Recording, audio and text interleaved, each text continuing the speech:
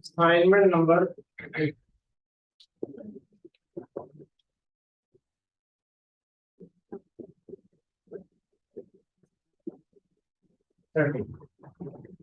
अच्छा, एक ये है कि अभी मैसेज आ रहे थे कुछ फेलोज के, वो कह रहे थे कि मैं फलां फलां लेक्चर, तो वो मैं आज सेंड कर दूंगा, ठीक है। लेकिन थोड़ा सा अर्ली बता दिया करें ताकि मुझे फिर दिन में नहीं रहता कि किसको क्या लेक्चर देना है, ठीक है। वो थोड़ा अर्ली बता देंगे ना, मुझे पता होगा भी मैंने ये सेंड करना है। ना सेंड करूँ तो दोबारा बता दिया करें, क्योंकि बंदा भूल जाता है। तो अगर अभी वो लेक्चर मांग रहे हैं, अभी वो 4 असाइनमेंट मांग रहे हैं, तो फिर कल तक कैसे वो करेंगे। एक असाइनमेंट अभी मुश्किल से होती है, दो। तो बहरहाल मैं आज सेंड कर दूंगा इंशाल्लाह। ये मैसेज कर दीजिएगा जिसको जो लेक्चर इसमें चाहिए होगा, जिन्होंने बाद में ज्वाइन किया है। तो असाइनमेंट नंबर 30 में हमने एक दो चीजें देखनी है। एक तो एक्सरेज को डिस्कस करना हमने, ये भी एक इम्पोर्टेंट टॉपिक है फॉर एमसीक्यू। लेजर की बेसिक्स हमने देखनी है, ठीक है। और अगर टाइम बच गया तो फिर आगे हमने ये अपना ग्रेडियंट, डाइवर्जेंस और कर्व, ये चीजें। वैसे ये पहले मैंने उनमें एडजस्ट करना था, पिछले लेक्चर्स के अंदर, लेकिन एडजस्ट नहीं हो सकी, थोड़ा सा रह गया, इस वजह से मेरा जहन करने तो नहीं।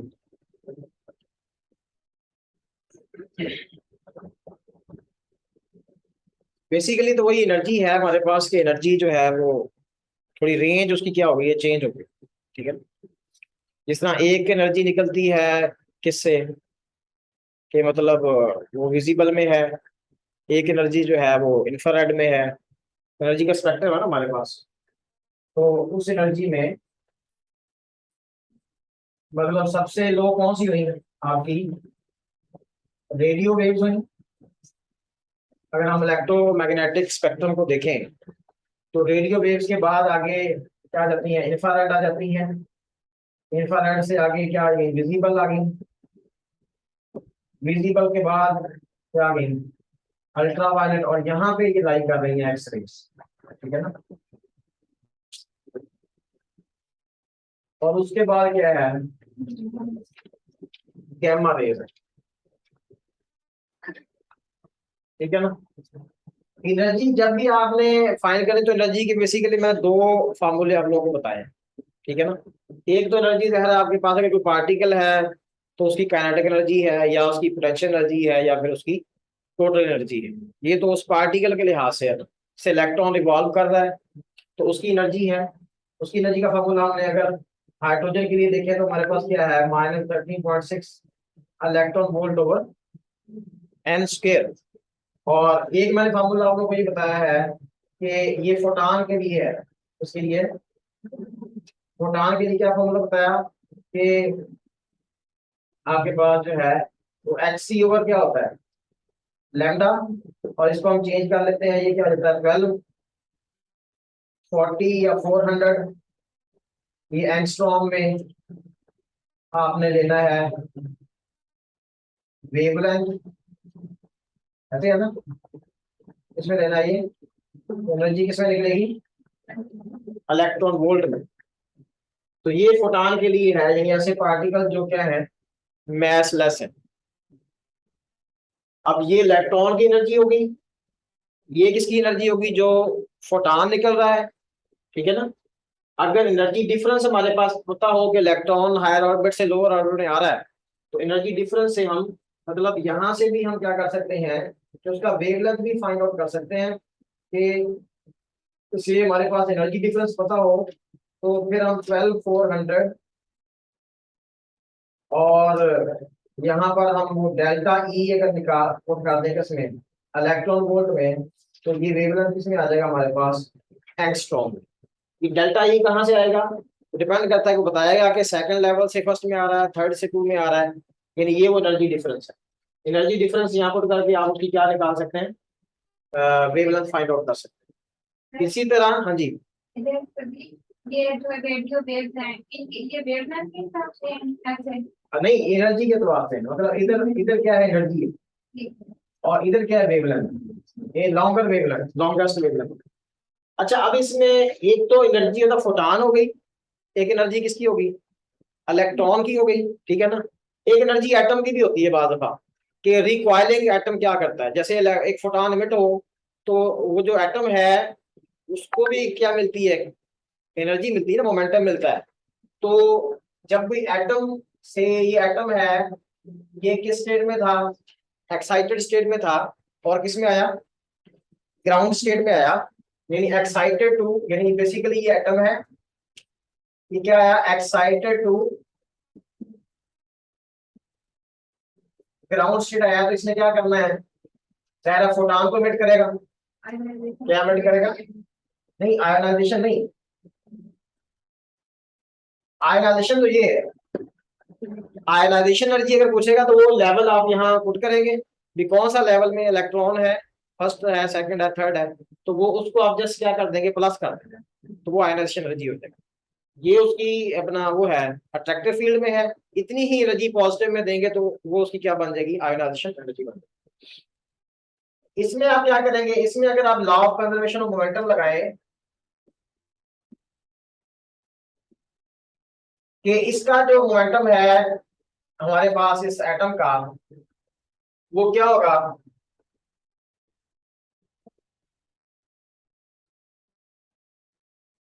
वो तो होगा ना एम इंटू बी, क्या ख्याल है, मोमेंटम एम भी होता है, और यहाँ पर इसका मोमेंटम क्या होता है, एच ओवर लैम्डा, यानी एच ओवर लैम्डा किसका है, फोटॉन का मोमेंटम है। भाई लॉ ऑफ कंजर्वेशन मोमेंटम हमें ये कहता है कि जब फोटॉन उससे इमिट होगा तो जो मोमेंटम इसको मिलेगा इन दी अपोजिट डायरेक्शन, दोनों मोमेंटम का सम क्या होगा, वो जीरो होगा, यानी momentum gain by the recoiling atom and momentum gain by the emitted photon will be equal in magnitude, ठीक है ना। तो जिस तरह अगर हमें से इसकी एनर्जी दी हुई है तो हम इसकी स्पीड मालूम कर सकते हैं, अगर इसकी स्पीड रिकॉइलिंग स्पीड दी हुई है तो हम इसकी एनर्जी भी फाइंड आउट कर सकते हैं। अगर स्पीड निकालनी है आपने तो आप ये देखें ना कि अगर एनर्जी है तो एनर्जी बनाने के लिए हमें क्या करना पड़ेगा, सी से मल्टीप्लाई करना पड़ेगा, ये क्या हो जाएगा, एच सी ओवर लैम्डा, ये क्या बन गई, एनर्जी बन गई। तो अगर v निकालें हम इसकी velocity of the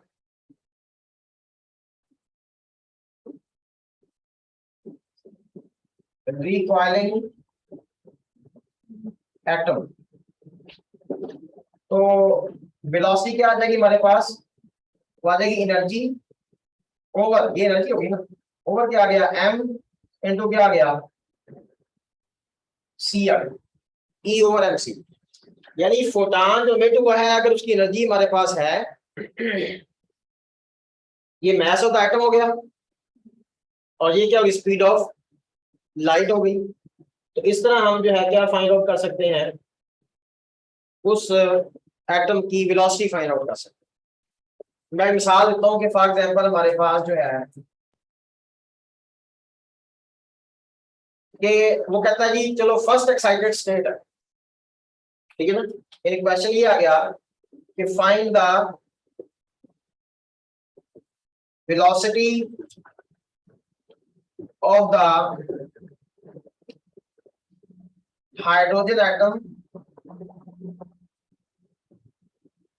when it emit the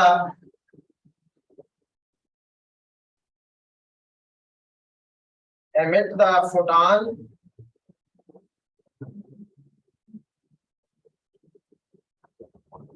due to its first excited state,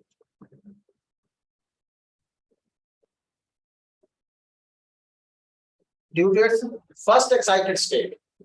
अब फर्स्ट एक्साइटेड स्टेट में क्या होगा, एनर्जी कितनी आएगी,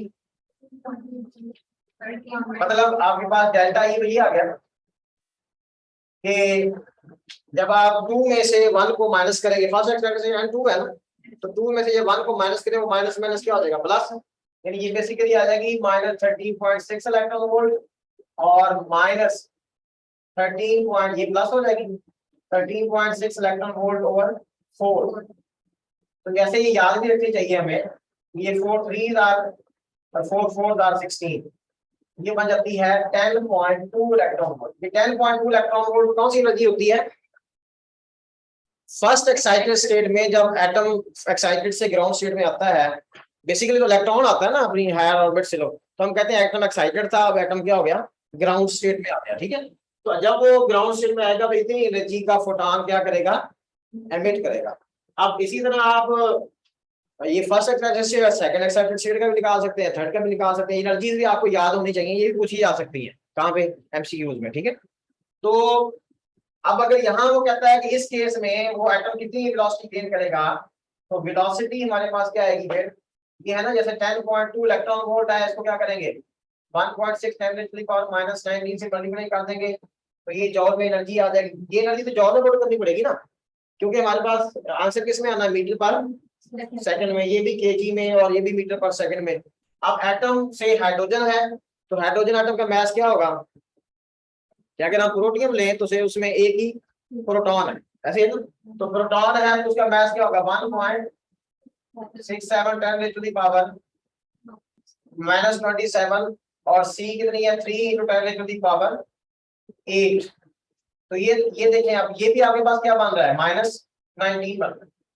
अब -19 से क्या हो जाएगा, कैंसिल हो जाएगा, ये 1.6 से तकरीबन कैंसिल हो जाएगा, और 3 3 क्या होता है 9, तकरीबन कोई 3.2 या 3 ऐसे कुछ आ जाएगा वालों, एक अंदाजा बता रहा हूँ। तो ये आपके पास क्या आ गई, इस तरीके से हम क्या कर सकते हैं, नहीं समझ आई, आ गई 3.4 आएगा जो भी है। तो ये बेसिकली कौन सी वेलोसिटी है, ये उस एटम की वेलोसिटी है जिसने 10.2, उस हाइड्रोजन एटम ने क्या किया है 10.2 इलेक्ट्रॉन वोल्ट का फोटॉन क्या किया है, एमिट किया है। उसके नतीजे में वो एटम भी क्या करेगा, जैसे गन नहीं, गन एक फायर करती है, तो उस एक तो बुलेट अपनी क्या करती है, स्पीड गेन करती है, और दूसरा गन भी क्या करती है, स्पीड गेन करती है, रिकॉइलिंग स्पीड जिसे आप कहते हैं। तो वो भी law of conservation of momentum से निकलती है। यहाँ भी हमने क्या लगाया, law of conservation of momentum. इस तरफ फोटॉन का मोमेंटम है, इस तरफ उस एटम का मोमेंटम है, वो मैसिव पार्टिकल है, इसलिए हमने एम भी लिखा। ठीक है,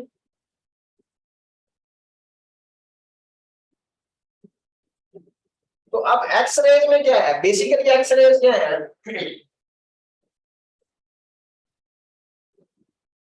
एक्स रेज को हम क्या देते हैं जी, इनर शेल ट्रांजिशन क्या है,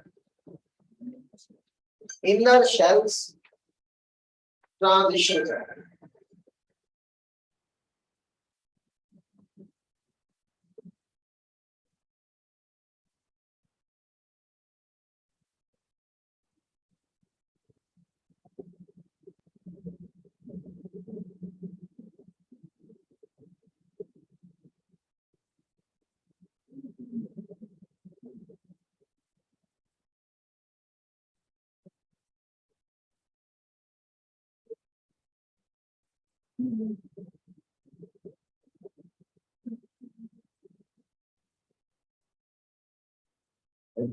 किया मैंने,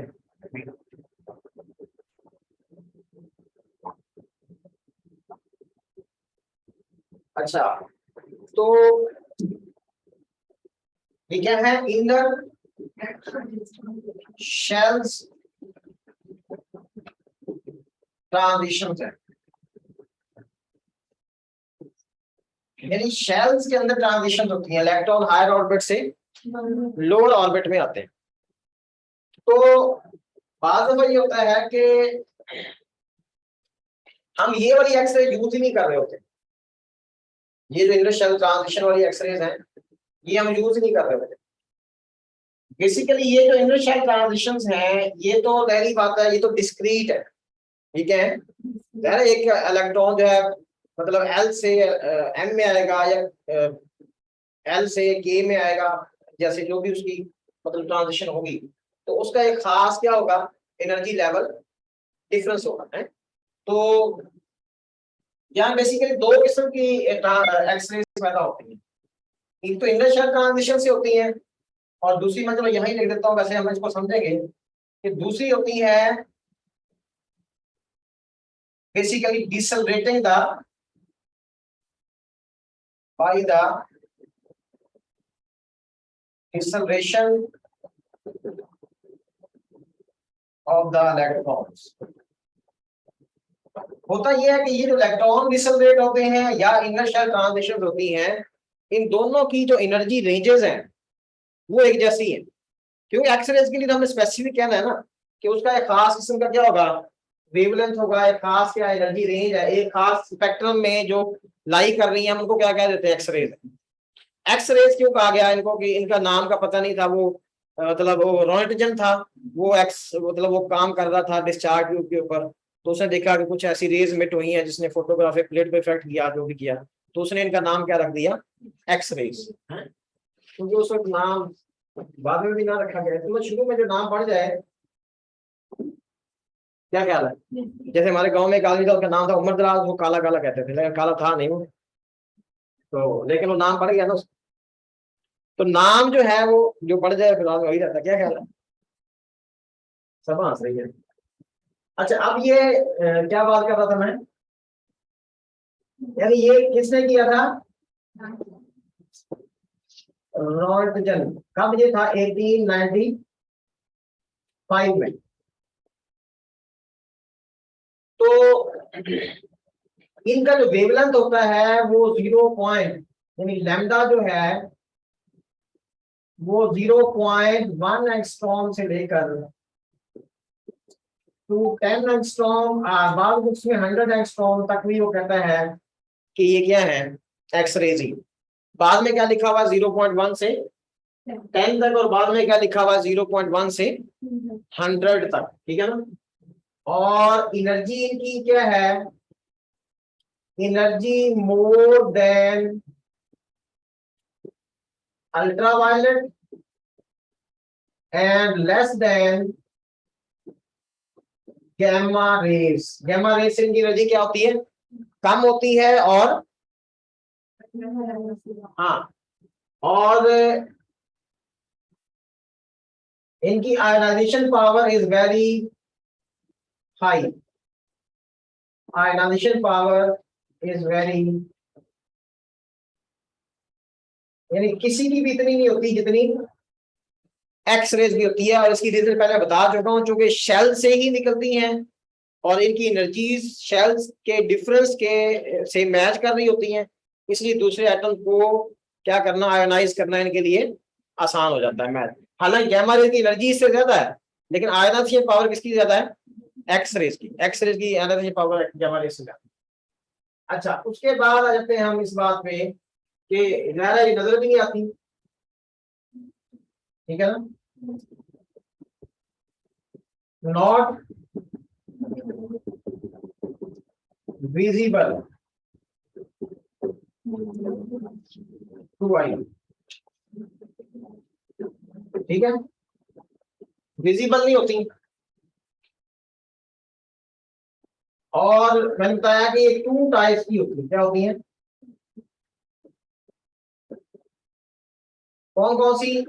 एक को हम कहते हैं ब्रेकिंग रेडिएशन या ब्रैम स्टार्लिंग रेडिएशन, ठीक है ना।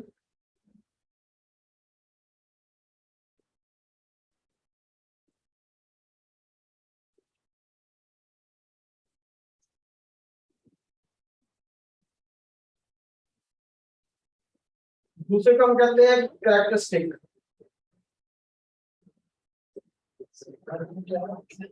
ब्रैम स्टार्लिंग, या इसको कहते हैं ब्रेकिंग, क्योंकि जर्मन वगैरह थे उन्होंने सुना था। तो ब्रेकिंग रेडिएशन,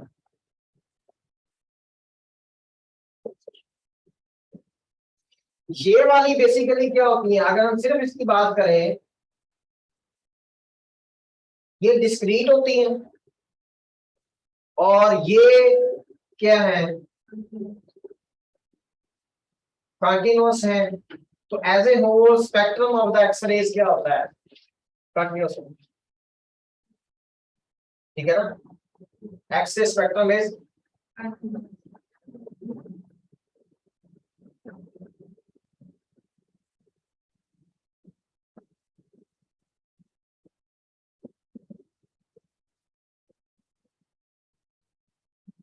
और इसके बड़े यूजेस हैं, एक्सरेज को बहुत ज्यादा मतलब इसका यूज है। यहाँ तक कि आपकी जितनी भी रिसर्च है उसमें आप देखते हैं जब तक एक्सआरडी ना हो बात नहीं बनती है। अच्छा, उसके बाद आप ये देखें कि होता क्या है कि इलेक्ट्रॉन को एक्सेलरेट करवाया जाता है, वो टारगेट से जाके क्या करता है, हिट करता है। तो उसमें वहां से क्या होती है, एक्स रेज इमिटेड, ठीक है ना। Electrons are accelerated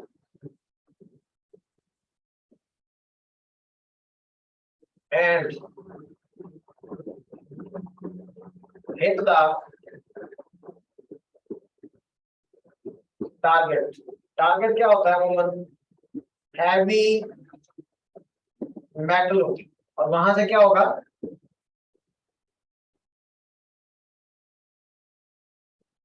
X-rays will emit.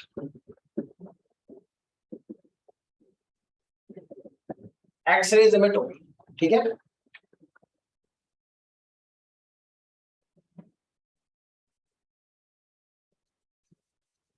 अब एक्सरेज इमिट हो रही है टारगेट से, टारगेट है। चलो फिर ये नमाज की बात करते हैं, इसको कंटिन्यू है।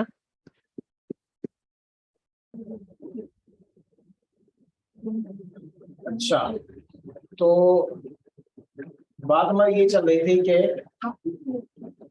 एक्सरेज की प्रोडक्शन के हवाले से कि हमने क्या पढ़ा कि इलेक्ट्रॉन एक्सेलरेट किए जाते हैं और वो टारगेट क्या करते हैं, हिट करते हैं। तो जैसे ये मॉलिब्डेनम वगैरह, तो बाद दफा टंगस्टन भी यूज कर दी जाती है। तो उससे क्या होता है, एक्सरेज एमिट होती है।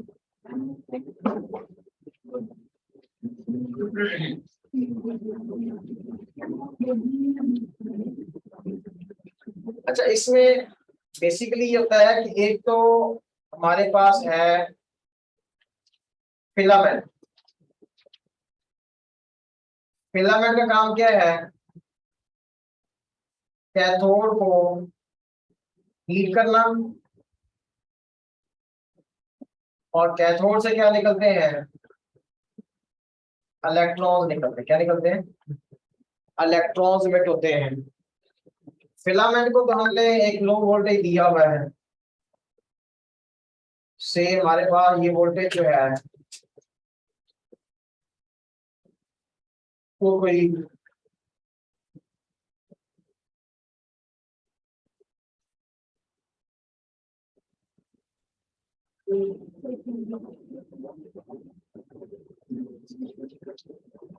तकरीबन 10 वोल्ट है, 10 वोल्ट से।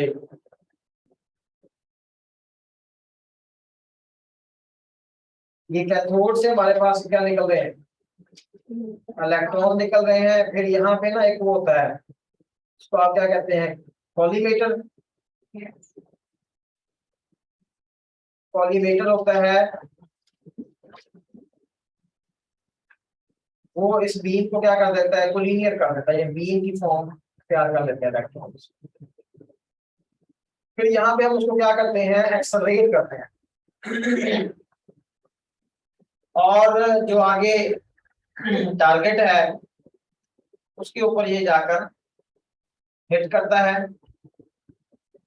ये से टारगेट है, इलेक्ट्रॉन जाकर यहाँ पे इनको हम वोल्टेज देते हैं, एक्सेलरेटिंग वोल्टेज। और वो हम वोल्टेज जो देते हैं वो मैक्स मतलब ज्यादा देते हैं, किलो वोल्ट के थाउजेंड्स में देते हो, 2000 3000 वोल्ट। इसको जितना हम ज्यादा तेज करेंगे उतनी एक्सरेज की जो एक्सरेज इमिट हो रही है उसकी एनर्जी क्या हो जाएगी, ज्यादा हो जाएगी। यहाँ पर क्या हो गया, कॉलीमेटर हो गया।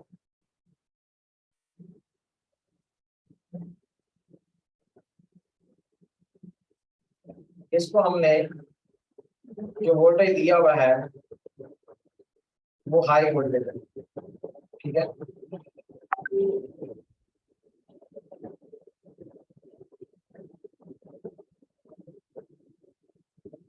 ये कितना होता है, तकरीबन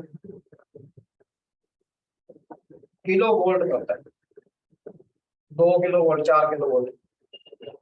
टारगेट के बाद फिर यहाँ पर बेसिकली यहाँ कॉपर भी होता है, ये सारा वैक्यूम के अंदर हो रहा होता है। कॉपर रॉड भी होता है यहाँ पे, ताकि इससे जो हीट निकले ना तो वो हीट फौरन यहाँ से क्या हो जाए, ट्रांसफर हो जाए, और उसको फिर यहाँ पे उसको ठंडा करने के लिए हम वो मोटर पंप वगैरह भी उसको करते हैं, तो कूल डाउन करने के लिए, ताकि यहाँ जो ये हीट अपना हो। जो टारगेट है वो भी हम जो यूज करते हैं, टारगेट भी यहाँ से जो निकल रही है ये आपकी एक्सरेज।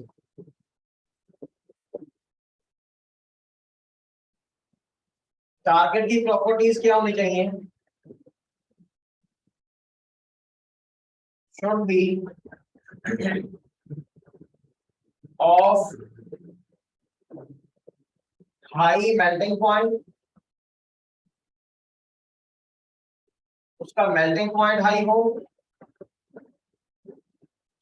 दूसरे नंबर पे having high specific heat capacity या हाई हीट कैपेसिटी,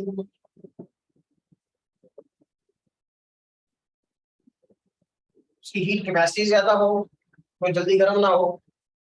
और तीसरे नंबर पर क्या था है वो उसका हाई एटॉमिक नंबर।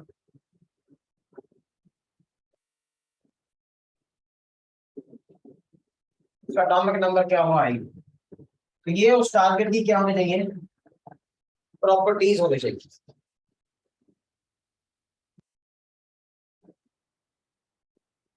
अब ये देखें कि ये जो वोल्टेज हम यहाँ दे रहे हैं फिलामेंट को, ये बेसिकली इलेक्ट्रॉन्स की तादाद को कंट्रोल करता है। क्या कह रहे हैं, इलेक्ट्रॉन निकल तो किससे रहे हैं, कैथोड में। कैथोड को कौन हीट कर रहा है, फिलामेंट। फिलामेंट को अगर आप ज्यादा वोल्टेज देंगे तो ये ज्यादा हीट करेगा, ज्यादा हीट करेगा तो इलेक्ट्रॉन ज्यादा मिट होंगे, और इलेक्ट्रॉन्स अगर ज्यादा मिट होंगे तो एक्स रेज की तादाद, उन फोटॉन्स की तादाद ज्यादा हो जाएगी। अब फोटॉन की तादाद ज्यादा होना क्या है, इंटेंसिटी। इसका मतलब intensity of the X-rays depend upon the voltage given to the filament. समझ आ गई बात, intensity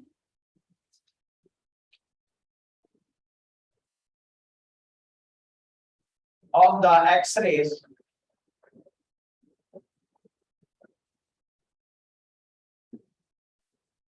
depends upon the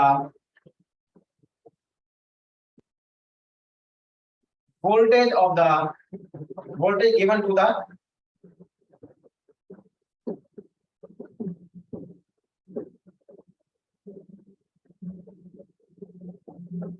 filament. Filament को आप जो वोल्टेज दे रहे हैं, वैसे भी इंटेंसिटी मतलब ये नहीं है कि सिर्फ इंटेंसिटी किसी वेवलेंथ की ज्यादा होगी किसी की कम होगी, लेकिन आप फिलामेंट वोल्टेज बढ़ाते हैं तो वो जो ज्यादा थी वो और ज्यादा हो जाएगी, जो कम थी वो भी ज्यादा हो जाएगी। वो फर्क तो वही रहेगा उनकी इंटेंसिटीज का, वेवलेंथ का, लेकिन पीक्स तो अपनी जगह पे रहेंगी, लेकिन वो पीक्स की इंटेंसिटी मजीद क्या हो जाएगी, हाई हो जाएगी, अगर आप इस वोल्टेज को क्या करते हैं, वो ज्यादा। यानी आप कह सकते हैं कि by, it means by increasing the voltage given to filament which is heating cathode, greater number of photons will be emitted. Greater number of photons will emit. ठीक है,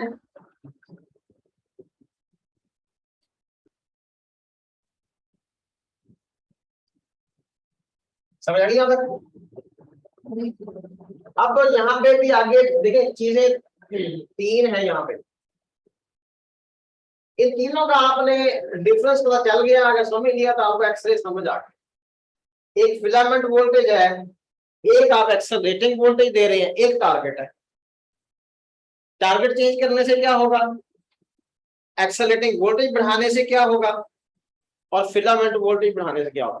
फिलामेंट का तो मैंने बता दिया, उसका काम क्या है, आप फिलामेंट का वोल्टेज बढ़ाएंगे तो यहाँ से इलेक्ट्रॉन ज्यादा निकलेंगे, जब ज्यादा इलेक्ट्रॉन निकलेंगे तो फोटॉन्स भी ज्यादा एमिट होंगे। एक इलेक्ट्रॉन को नॉकआउट किया, दो ने दो को करना है, चार ने चार को करना है, ठीक है। अब हम आते हैं इस बात पे कि एक्सेलरेटिंग वोल्टेज, ये जो फिलामेंट का ताल्लुक इंटेंसिटी से है, और इंटेंसिटी दोनों की है, किसकी, ब्रेकिंग रेडिएशन की भी और कैरेक्टरिस्टिक एक्सरे की भी, दोनों की है। मतलब दोनों की जो इंटेंसिटी है वो डिपेंड कर रही है किस पर, फिलामेंट वोल्टेज पे, ठीक है। अब टाइप तो हमारे पास दो मैंने बताइए ना, एक तो आप चलो पहली टाइप अगर हम देखें तो वो क्या आपके पास ब्रेकिंग रेडिएशन है। ये भी, इसका वेवलेंथ भी किस रेंज में है, एक्सरेज की रेंज में है। ब्रेकिंग रेडिएशन बेसिकली क्या है कि जब वो इलेक्ट्रॉन क्या करता है, when electrons hit the target, target से क्या होते हैं, टकराते हैं, ठीक है। टारगेट से टकराने पर क्या हो जाएंगे, इंप्लाइज दैट वो क्या हो जाएंगे, स्लो डाउन हो जाएंगे।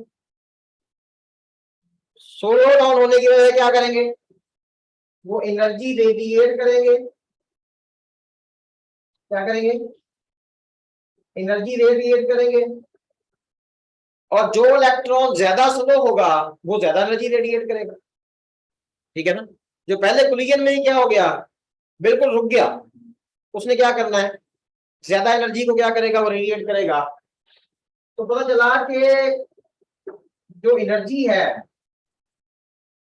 अब देखिए ना, इलेक्ट्रॉन्स हिट कर रहे हैं टारगेट को, टारगेट पर टकराने के बाद स्लो हो रहे हैं, और वहां से क्या कर रहे हैं, एनर्जी एमिट कर रहे हैं।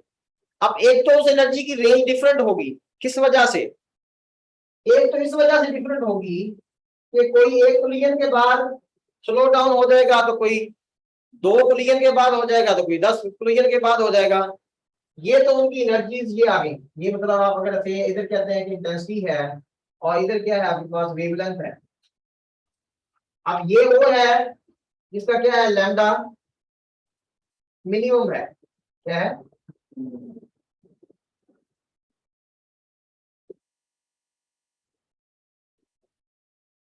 लैम्डा मिनिमम का मतलब क्या है कि ये वो इलेक्ट्रॉन है जो पहले कोलिजन में क्या हो गया, रुक गया, उसने ज्यादा एनर्जी इमिट करनी है। जब ज्यादा एनर्जी का मतलब वेवलेंथ क्या होगा, शॉर्टर होगा। फिर ये क्या है आगे, ये आगे वेवलेंथ किनके हैं, जो इलेक्ट्रॉन जो है, अब इन सबको हमने बोर्ड में एक जैसा दिया हुआ है। से मैं कहता हूँ कि इनको हमने 4 किलो वोल्ट दिया हुआ है, क्या दिया हुआ है, 4 किलो वोल्ट दिया है। तो एक्सेलरेटिंग वोल्टेज तो हमने सेम दिया है, लेकिन एनर्जीज फिर भी क्या आ रही है, डिफरेंट आ रही है। और हर एनर्जी की अपनी क्या है, इंटेंसिटी है। इंटेंसिटी क्या है कि उसकी फोटॉन्स की तादाद कितनी है, मतलब एक एनर्जी वाले फोटॉन 10 हैं, तो दूसरी एनर्जी वाले फोटॉन क्या है, 20 हैं। लेकिन ये आप देख रहे हैं कि जिनकी एनर्जी ज्यादा है उनकी इंटेंसिटी क्या है, कम है। उनकी इंटेंसिटी क्या है, कम है। कम एनर्जी वाले भी कम होंगे, ज्यादा एनर्जी वाले भी कम होंगे। ये कर्व आगे जाके नीचे भी आ जाएगा, ठीक है ना। इंटरमीडिएट एनर्जी वाले क्या होंगे, वो ज्यादा होंगे। अब क्या किया आपने, आपने वोल्टेज को हाई कर दिया, एक्सेलरेटिंग वोल्टेज को।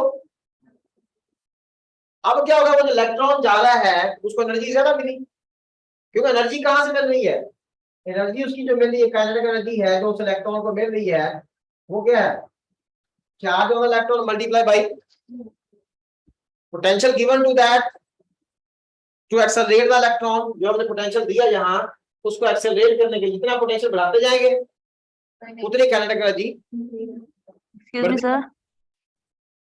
काइनेटिक एनर्जी बढ़ेगी, तो ज्यादा टकराने के बाद क्या है, वो भी बढ़ेगी। ये अभी आप एक्सरेज की बात नहीं कर रहे हैं, एक्सरे तो बाद में आ गई है, मतलब है ये भी एक्सरेज ही, लेकिन ये तो बाई चांस मिल गई हमें, असल एक्सरेज और थी हैं।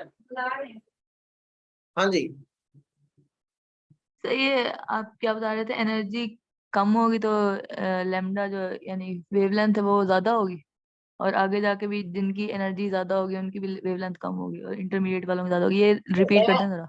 हाँ ये तो है ना कि ये देखिए ना, E इज इक्वल टू क्या होता है, एच सी ओवर लैम्डा। तो एनर्जी इनवर्सली प्रोपोर्शनल है किसके, वेवलेंथ के। लैम्डा के। ठीक है, ये जो लैम्डा मिनिमम है, ये वो वाला इलेक्ट्रॉन एमिट कर रहा है एनर्जी, ये उसकी एनर्जी है जिसका वेवलेंथ क्या शॉर्टेस्ट है, और एनर्जी क्या है, मैक्सिमम है। और वो वाला फोटॉन होगा जो उस वक्त एमिट होगा जो इलेक्ट्रॉन एक ही कोलिजन के बाद क्या हो गया, स्टॉप हो स्लो गया, डाउन। हो गया। उसने जो एनर्जी मिलती है वो ये वाली है। अब जैसे जैसे एनर्जी वेवलेंथ बढ़ रहा है, एनर्जी क्या हो रही है। तो मैं ये कह रहा था, वो जो बात मैंने की थी वो ये थी कि ये ग्राफ ऐसे आता है, ऐसे आने का मतलब क्या है कि ये वाले वेवलेंथ हैं, इनकी इंटेंसिटी क्या है, ज्यादा है। जिनकी एनर्जी कम है उनकी भी इंटेंसिटी कम है, और जिनकी एनर्जी ज्यादा है उनकी भी इंटेंसिटी कम है, ये मैं कह रहा था। समझ आइए बात। ठीक है सर। जी सर। अच्छा, तो अब मैं कह रहा था कि हमने वोल्टेज बढ़ा दिया, अभी टारगेट की हम कोई बात नहीं कर रहे, अभी जस्ट हम इलेक्ट्रॉन्स की बात कर रहे हैं, जाके टारगेट से टकराते हैं और स्लो डाउन हो जाते हैं। आपने वोल्टेज बढ़ा दिया, जरा एनर्जी क्या होगी, ज्यादा मिट होगी ना। अब ये कर्व यहाँ पे, ये जो स्टार्टिंग पॉइंट है ये चेंज हो जाए। स्टार्टिंग पॉइंट कब चेंज होगा, जब आप वोल्टेज चेंज करें। वोल्टेज चेंज किया आपने, आपका जो लैम्डा मिनिमम था वो क्या हो गया, चेंज हो गया। से आपका ये 5 किलो वोल्ट हो गया, ऐसे आपका क्या हो गया, ये 7 किलो वोल्ट हो गया।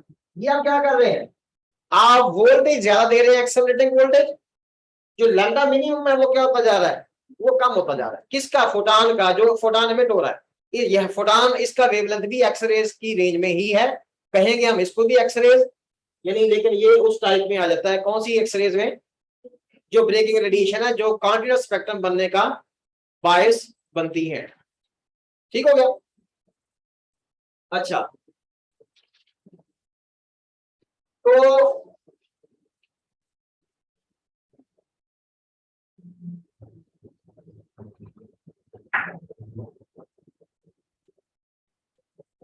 इसका मतलब क्या हुआ कि आपने वोल्टेज को एक्सेलरेट, मतलब वोल्टेज बढ़ाया by increasing the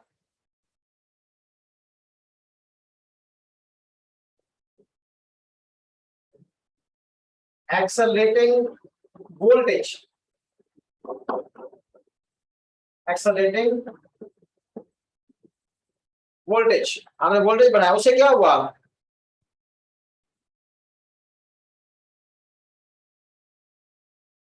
lambda minimum of the X-rays decreases। Lambda minimum क्या हुआ, डिक्रीज हुआ। से आपके पास ये जो कर्व है, जैसे मैंने यहां बताया कि एक कर्व जो है,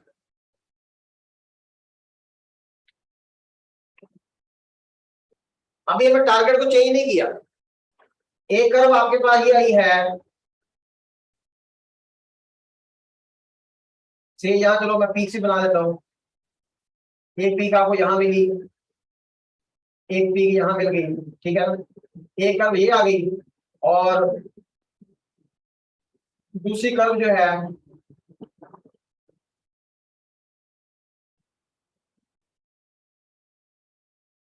वो यहां पे आ गई।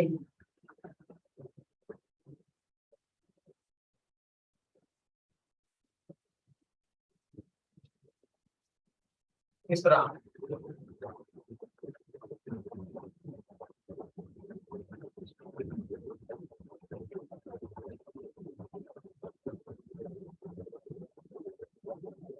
मतलब ये है कि ये अगर से हमारे पास जो है ये वोल्टेज V है, और ये वोल्टेज क्या है, V प्राइम है।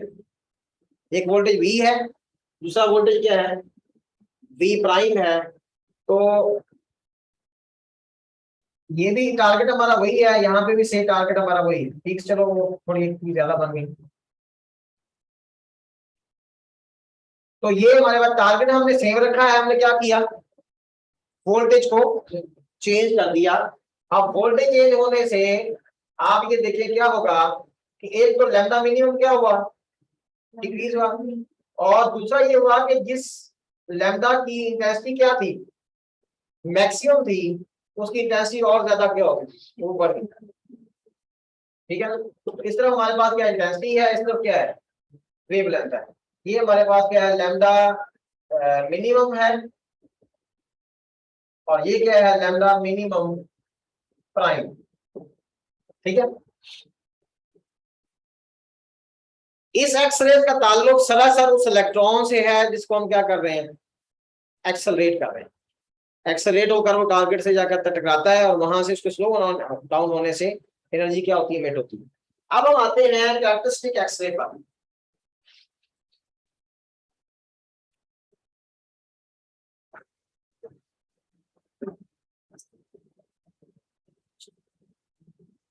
दूसरी टाइप ये है,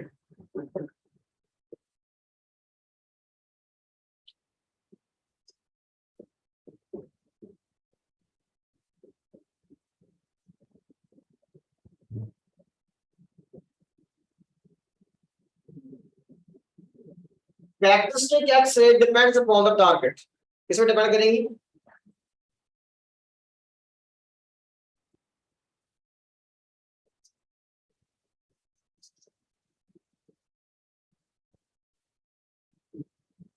टारगेट पे डिपेंड करेंगे।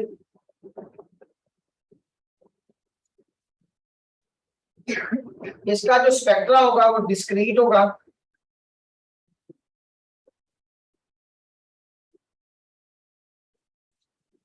स्पेक्ट्रा मतलब पीक्स ऑब्टेन।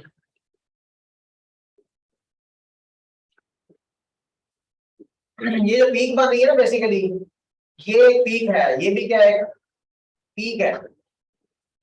मतलब ये है कि इसमें ये ऐसे दो लाइनें मिलनी थी, अगर ये साथ में ये दूसरा ये वाली रेडिएशन ना हो, क्या ख्याल है, हमें दो लाइनें मिलनी थी ना। अभी बाकी ये जो मिल रही है हमें, ये इतनी एनर्जी मिल रही है, यहाँ पे मिल रही है, ये सारी एनर्जी जो मिल रही है, ये वाली और इसके बाद वाली है, तो इसी रेंज में ये एनर्जी किसकी वजह से है, ब्रेकिंग रेडिएशन की वजह से है या ब्रैमस्टालिन रेडिएशन की वजह से।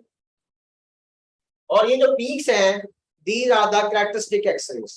ये क्या है, अब ये कैरेक्टरिस्टिक इसलिए कहा जाता है इसको कि ये मखसूस है उस टारगेट के साथ। अगर आप टारगेट चेंज करेंगे तो ये पीक्स की पोजीशन क्या हो जाएगी, चेंज हो जाएगा। जब तक आप टारगेट चेंज नहीं करते तो पीक्स की पोजीशन चेंज नहीं होगी। ठीक है ना, कर्व चाहे वो यहां से शुरू हो जाए चाहे यहां से शुरू हो जाए, लेकिन पीक्स अपनी पोजीशन चेंज नहीं करेंगी अगर आप टारगेट चेंज नहीं करते इन केस। तो अब ये देखिए हमारे पास depend upon the target discrete spectra peaks obtain. अगर आप वोल्टेज को क्या करते हैं, वोल्टेज वी को आप क्या कर देते हैं, इंक्रीज कर देते हैं। कौन सा voltage, accelerating voltage. Accelerating voltage को आपने क्या कर दिया, इंक्रीज कर दिया। अब एक्सेलरेटिंग वोल्टेज इंक्रीज करने से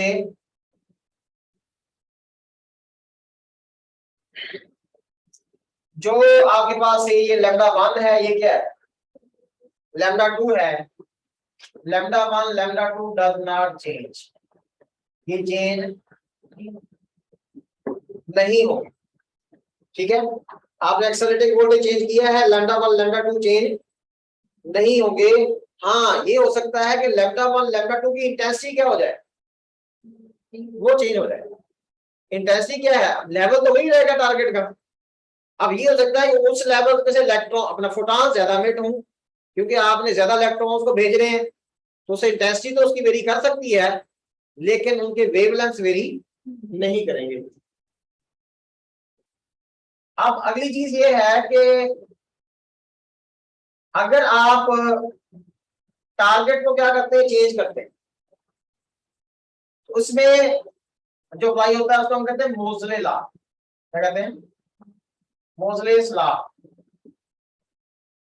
मोजले लॉ क्या कहता है कि फ्रीक्वेंसी जो है वो डायरेक्टली प्रोपोर्शनल है किसके, सी के। फ्रीक्वेंसी क्या है, डायरेक्टली प्रोपोर्शनल है किसके, सी के। फ्रीक्वेंसी का स्क्वायर रूट ये जी के क्या है, लेकिन ये कर्व ओरिजिन से पास नहीं होती। और मतलब आप अगर से डिफरेंट फ्रीक्वेंसी रखते हैं तो हमारे पास कर्व तो डिफरेंट आ जाएगी, ठीक है ना, लेकिन होंगी nearly straight, nearly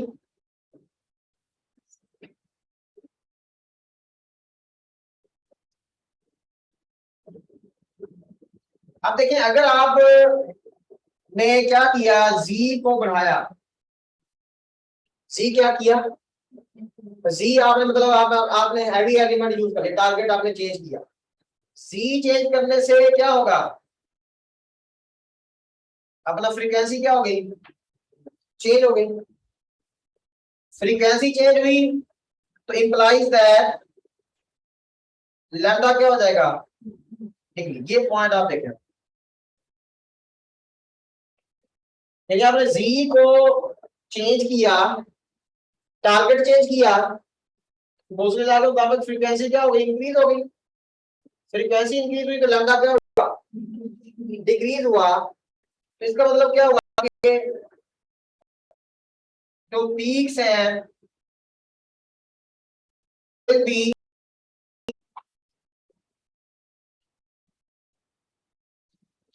shifted, peaks क्या होगी, शिफ्ट हो जाएगी।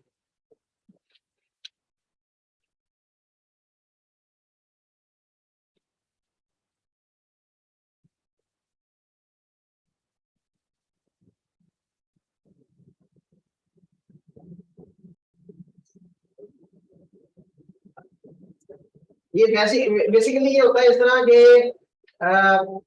इस लॉ की जो पूरी मैथमेटिकल फॉर्म है इस तरह से है कि फ्रीक्वेंसी का square root is equal to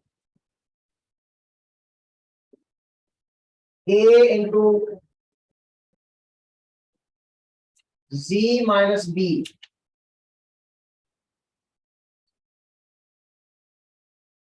z minus b, a तो कांस्टेंट है और b जो है इसको हम कहते हैं मतलब b appears due to the shielding effect या स्क्रीनिंग, क्या कहते हैं इसको, स्क्रीनिंग कांस्टेंट क्या कहते हैं, b is called screening constant कहते हैं या कोफिशिएंट कहते हैं, ऐसे उसका नाम है।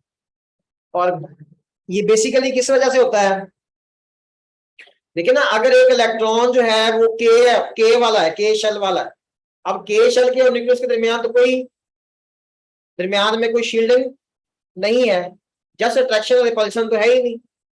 जो एल शेल वाला है, एल शेल वाले इलेक्ट्रॉन और न्यूक्लियस के दरमियान जो अट्रैक्शन है तो दरमियान में क्या आ गया, के शेल आ गया। अब वो के शेल क्या कर रहा है, वो शील्ड कर रहा है, उस अट्रैक्शन को क्या कर रहा है, डिक्रीज कर रहा है, ठीक है ना। तो ये उस सेंस में due to shielding effect. Formula वही एनर्जी का ही है, वो जो आपने पढ़ा था कि एच ओवर लेमडा, यानी ये जो ए है ना, अगर हमारे पास यहाँ होता था एनर्जी जो इमिट होगी उसको हमने ई नॉट कहा था, तो 1 ओवर लैम्डा यहाँ पे क्या था, एक रिडबर्ग कांस्टेंट था, वो जो एटॉमिक स्पेक्ट्रम में पढ़ा था। तो लैम्डा इक्वल टू क्या होता है, V over F, V over F. तो वी, वो जो वी नीचे आना है वो उधर जाके आर से क्या हो जाएगा, मल्टीप्लाई हो जाएगा। वी से बाद यहाँ पे क्या सी है, तो सी स्पीड ऑफ लाइट होगी, ये क्या हो गया, रिडबर्ग कांस्टेंट हो गया। और यहाँ पर क्या आ गया, 1 over n 1 square minus 1 over n 2 square. और चूंकि हमने आपका क्या दिया हुआ है, स्क्वायर रूट है, तो इसका भी क्या होगा, स्क्वायर रूट होगा। यहाँ पर क्या होगा, सी माइनस बी होगा। ये आपका वो ए है, ठीक है। तो अगर देखे ना, अगर आपके पास वो किस में आता है, यानी के अल्फा, के अल्फा कौन सी एक्सरेज होती है, जब इलेक्ट्रॉन एल शेल से, यानी आने वाले इलेक्ट्रॉन ने क्या किया, के से इलेक्ट्रॉन को नॉकआउट कर दिया। अब उस के में जगह क्या हो गई, खाली हो गई। ये के शेल है, ये क्या है, एल है, ये क्या है, इसी तरह एम शेल है। यहां से इलेक्ट्रॉन क्या हुआ, नॉकआउट हुआ। तो जब इलेक्ट्रॉन यहां से इसकी जगह लेने के लिए आएगा, तो यहां जो फोटॉन इमिट होगा उसको हम क्या कहेंगे, के अल्फा एक्सरे फोटॉन। अगर यहां से इधर आएगा उसको हम क्या कहेंगे, के बीटा, ठीक है ना। और अगर वो एम से के में आएगा उसको क्या कहेंगे, के गैमा, ठीक है। तो बस के अल्फा के लिए आप देखें, आपका L1 जो है 1 है, ये जो ये हमारे पास क्या है ए, तो ये जो कांस्टेंट था ए, ये हमारे पास क्या आ जाएगा, सी आर 1 - 1/4। ये क्या आ गया, 4 - 1 3/4, क्यों जी, यहाँ 3/4 आ गया ना। तो ये आ गया ए, हमारे पास आ गया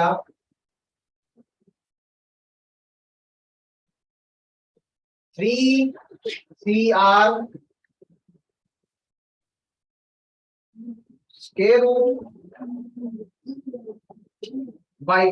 ये ए की वैल्यू आ गई। इस तरह ए की वैल्यू चेंज होती है, नहीं समझ आई हैं? अच्छा ठीक है ना, ये N2 है, ये क्या है, ये N1 = 1, N2 = 2। या मैं 2 को इस फार्मूले की समझ आई, ये फार्मूले की समझ नहीं आई, ये आप कहाँ से करते हैं? आप कहां से करते हैं, कहीं से नहीं आता, जो हमने पढ़ा वहीं से आता है। लेकिन आपने ये फार्मूला तो पढ़ा हुआ है ना, कि मैंने ये तो आपको प्रूव करवाया हुआ कि 1/λ = बिटबर्ग कांस्टेंट 1/p² - 1/x। इस पे बिलीव है कि नहीं, ये कैसे निकला था, ये निकाला हुआ था। लैम्डा क्या होता है, p/f। इसको मैं f/c कर देता हूँ। इसको जस्ट यहाँ पे क्या कहा हुआ है, N1, क्योंकि वहां तो p, वो p का चक्कर था। इसको क्या कहा हुआ है, N2। बन जाएगा कि बन जाएगा,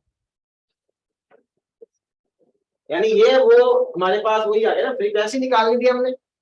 ये अच्छा, यहाँ पे अंडर रूट नहीं बताया, इसलिए ये 8 CR1 - 1/4 बचेगा। हाँ यहाँ तो अंडर रूट होना देखिए, ये परेशानी थी।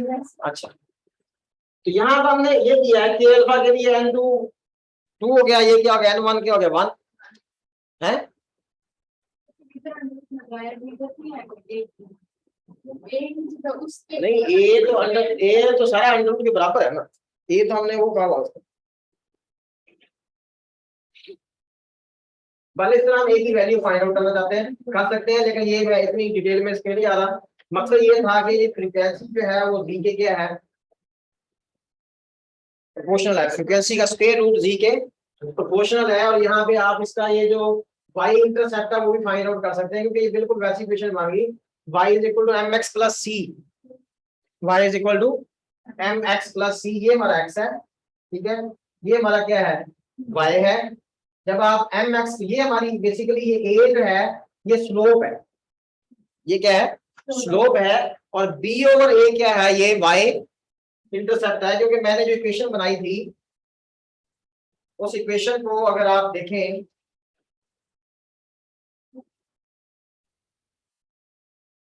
अपना जो ग्राफ ड्रा किया है मोजले लॉ, उसमें क्या था, इधर f√, यहाँ पे क्या था, z। तो मैंने कहा था कर्व ऐसे आती है, ये यहाँ जब कट करेगी इसको, ये जो y इंटरसेप्ट है ये क्या होगा आपका, ये b/a होगा। क्या होगा, b/a होगा, मतलब इसकी मैग्नीट्यूड ये होगी। और बाकी ये कहानी हुई, मतलब f जो है वो प्रोपोर्शनल है किसके, z के। आपने ये याद रखना कि इसका ग्राफ जो है वो क्या है, वो स्ट्रेट लाइन है। फ्रीक्वेंसी किसकी है, वो जो एक्सरेज हैं, कौन सी एक्सरेज? कैरेक्टरिस्टिक एक्सरे, ये दूसरी एक्सरे नहीं है। अब किसकी बात चल रही है? कैरेक्टरिस्टिक एक्सरे की बात चल रही है। उसकी फ्रीक्वेंसी जी पर क्या कर रही है? डिपेंड कर रही है। जबकि दूसरी जो एक्सरेज थी ब्राउन स्टार्लिंग रेडिएशन, उसकी फ्रीक्वेंसी वोल्टेज पे डिपेंड कर रही थी, जो हम एक्सेलरेटिंग उसकी एक्सेलरेट करने के लिए जो वोल्टेज हम दे रहे थे। अच्छा, अब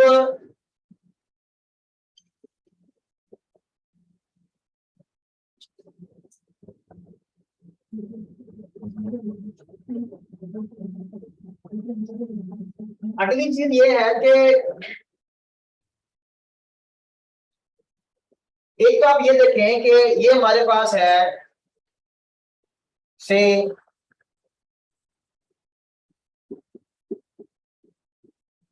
n इज इक्वल टू 1, यानी कि ये k है।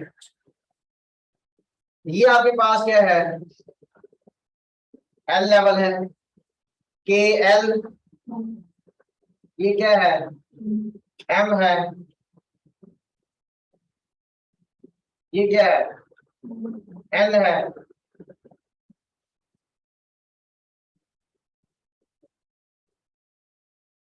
ये क्या है? k l m n, वो ही आता ना आगे। तो ये जो k में जब जगह खाली होगी, k का इलेक्ट्रॉन जब नॉकआउट होगा, तो k में अगर l से यहाँ इलेक्ट्रॉन आता है, तो ये जो फोटॉन एमिट होगा, इस फोटॉन को क्या कहेंगे? KL। ठीक है। जो m से आएगा यहाँ पर, यहाँ जो फोटॉन एमिट होगा उसको क्या कहेंगे? K beta. इसी तरह K गैमा या K डेल्टा, सो। अब आपको ये तो मालूम है कि as we go towards the increasing quantum number, आप जान 1 2 3 4 होता जाता है, तो लेवल एक दूसरे क्या होते जाते हैं? करीब होते जाते हैं। तो आप ये देखें कि अगर के का कंपैरिजन करना हो, ये बात भी ऑब्जेक्टिव में अक्सर जाती है कि के गैमा की एनर्जी के बीटा से ज्यादा होगी, के बीटा की एनर्जी के, यानी के अल्फा इज लेस देन के बीटा इज लेस देन के गैमा एंड सो। ठीक है। लेकिन जब एल में जगह खाली होगी, उसको क्या कहेंगे हम? L alpha L beta. तो यहां से जब इलेक्ट्रॉन यहां आता है, तो ये जो फोटॉन एमिट होगा उसको हम क्या कहेंगे? L alpha. यहां से आने वाले को क्या कहेंगे? L beta. ठीक है ना। तो ये जो एनर्जी है, ये जितनी भी बढ़ जाए, किसी भी के से नहीं बढ़ सकती। के की एनर्जी ज्यादा हो, चाहे के में से सबसे कम किसकी है? के अल्फा की ही है, बात समझ रहे हो? लेकिन एल में से चाहे एल डेल्टा हो, एल काई साई फाई जो मर्जी हो, लेकिन एल की एनर्जी हमेशा के से, के सीरीज से क्या होगी? के की सबसे कम एनर्जी से भी कम हो। क्योंकि आपको पता है, जैसे मैंने हाइड्रोजन की बात की थी, ये कितना है? -13.6, ये कितना? -3.4, डिफरेंस कितना आता है? 10.2। क्या आता है? अब जब ये 3.4 है, ये 1.5 है, इनका डिफरेंस तो जस्ट क्या रह गया? 1.9, जो भी रह गया। उस 10 पॉइंट से तो कौन क्या है? कम है। और के अल्फा इस के सीरीज में सबसे कम एनर्जी के अल्फा की, तो एल जो है उसकी एनर्जी तो 2 पॉइंट समथिंग होगी, 1 पॉइंट समथिंग होगी, वो कब मैच कर सकता है इसको? इसी तरह फिर आगे कहानी है। एक तो ये कंसेप्ट आपने ध्यान में रखना है, ये बात समझ आई है कि है लिखना है, लिखना, टेंशन क्यों लेती है? तुम टेंशन कौन लेती है? अच्छा, अब ये क्या हो गया? L gamma. इसी तरह फिर एम के लिए क्या होगा? यहां पर ये क्या हो गया? M alpha. ये क्या हो गया? M beta. ये क्या हो गया? N alpha. ठीक है। यानी सबसे ज्यादा एनर्जी किसकी होगी? अगर मैं इसको ऐसे लिखूं कि एंड सो ऑन, यहां क्या गया? के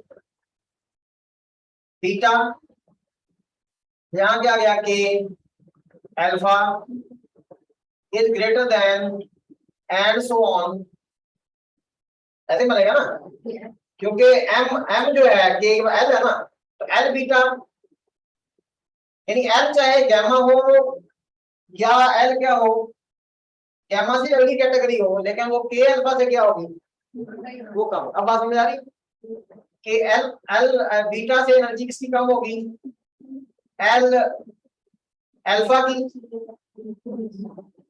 और एल अल्फा से कम होगी एम गैमा की। मतलब ये है ना कि मैंने इसी डॉट लगाया कि यहाँ पर के बीटा गैमा आ जाएगा। हाँ ये इधर को बढ़ रहे हैं ना, क्या कह रहा है, या तो इसको उल्टा कर लेते हैं, फिर वो उधर उधर कोई लिमिट नहीं है, इसलिए मैंने उधर से शुरू नहीं किया। उधर तो एन के बाद क्या आ जाएगा, K L M N O P Q R S T है। अगर हम उधर से शुरू करें, चलो चलो मैं कहता हूँ हम एन से शुरू कर लेते हैं। एन अल्फा सबसे कम है, एन अल्फा क्या होगी, सबसे कम होगी, उससे क्या होगा, कम क्या होगा, अपना ज्यादा क्या होगा, एम बीटा, उससे ज्यादा क्या होगा, एम अल्फा, उससे ज्यादा क्या होगा, एल गैमा, उससे ज्यादा क्या होगा, एल बीटा, उससे ज्यादा एल अल्फा, उससे ज्यादा सॉरी यहाँ एम अल्फा, यहाँ क्या आएगा, एम बीटा, ये L alpha, L beta, L gamma, और यहाँ क्या आएगा, के अल्फा, के बीटा, के गैमा।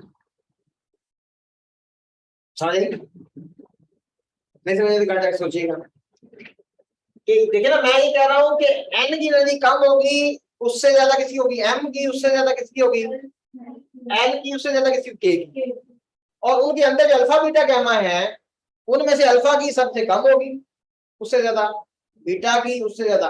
मतलब मैं यहाँ ये भी समझ था कि N alpha is less than N beta is less than N gamma is less than N alpha. अगर तीन तीन आप ले लें सबकी, तो अल्फा की कम, यानी याद रखें कि अल्फा की एनर्जी बीटा से कम, बीटा की एनर्जी गैमा से कम, एक बात। दूसरी बात ये क्या, के की एनर्जी सबसे ज्यादा, उससे एनर्जी किसी कम, के से कम अल्फा क्या अपना एल की, उससे कम एम की, उससे कम एल की। अल्फा बीटा गैमा होगा मिसाल के तौर पर, वो कहता है कि यहां पर है के गैमा या के अल्फा है, लेकिन यहां क्या है, एम गैमा है। जब ये चेंज होंगे तो फिर हमने अल्फा गैमा को नहीं देखना। जब के और के एलिमेंट चेंज हो गया, बात समझ लो, जब के एलिमेंट चेंज हो गए तो फिर हमें ये इनको देखने की जरूरत है। इनको कब देखना है, जब ये दोनों सेम हो। अब हमें इनको देखने की जरूरत नहीं है, हमें पता के की एनर्जी ज्यादा होती है, हम फौरन ऐसे लगाते हैं के की एनर्जी ज्यादा, उससे कम किसकी, एल की, उससे कम। हाँ अगर उसने क्या दिया कि एल बीटा है और एल गैमा है, अब यहाँ भी एल है यहाँ भी एल है, तो फिर इनको अब इनको देखना है। अब फिर बीटा की एनर्जी कम होगी, गैमा की ज्यादा होगी। अल्फा बीटा गैमा इस तरह है, अल्फा बीटा गैमा, गैमा की ज्यादा उससे कम, बीटा की उससे कम, के एल उलट, के की सबसे ज्यादा उससे कम, एल की उससे कम। यानी चलो मैं यहाँ लिख देता हूँ कि alpha is less than beta is less than gamma and so on, K is greater than, L is greater than, M is greater than N. अब तो समझ आ जाएगी क्या है, देखा इससे आसान हो तो नहीं हो सकती बात।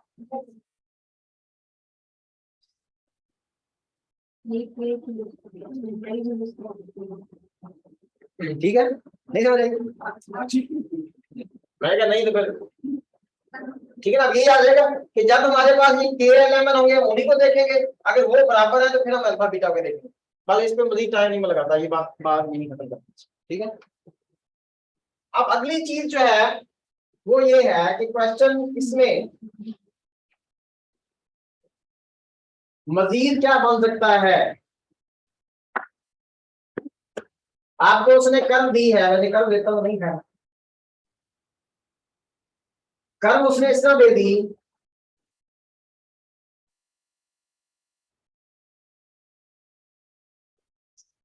कि ये कर्व नंबर 1 है, ये कर्व नंबर क्या है 2 है। कर्व नंबर 1 है, कर्व नंबर 2 है, और है ये अपना ये पी के नंबर 1 पी के नंबर 2। वो कहते हैं कि क्वेश्चन ये है कि विच इज के अल्फा एंड विच इज के बीटा। बताओ जी कि इन दोनों में से के अल्फा कौन सी है और के बीटा कौन सी है? फर्स्ट वाली जो है उसकी एनर्जी वो बीटा होगी। तरतीब से मुझे लगता है कि दूसरी वाली की अल्फा। आपको लगता है दूसरी वाली है? दूसरी वाली अल्फा होगी। दोनों में से एक तो बात होगी। आपको लगता है ठीक लगता है? फर्स्ट वाली बीटा होगी। जब आप इसका लैम्डा 1 इज लेस देन, क्योंकि इधर लैम्डा है ना, इधर क्या है इंटेंसिटी है, ठीक है, लैम्डा 1 इज लेस देन, इसका मतलब क्या हुआ, इसका मतलब हुआ कि E1 is greater then E2।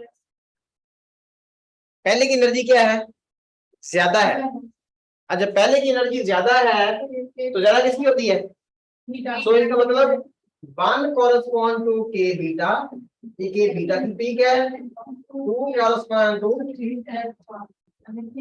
सबने XRD की हुई है, हैं XRD की हुई है ना, पीक्स बनाई थी हैं, वो पीक्स पता नहीं कैसे बनी, कौन सी के अल्फा थी कौन सी के बीटा। ठीक है बात समझ आ गई?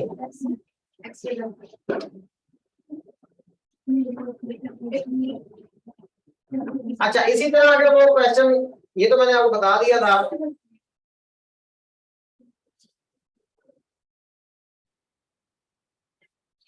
कि अगर ये से वो ये क्वेश्चन देता है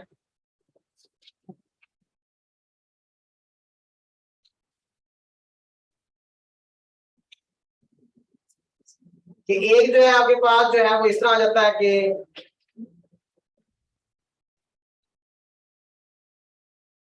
एक ये कर्व है और दूसरी कर्व ये है,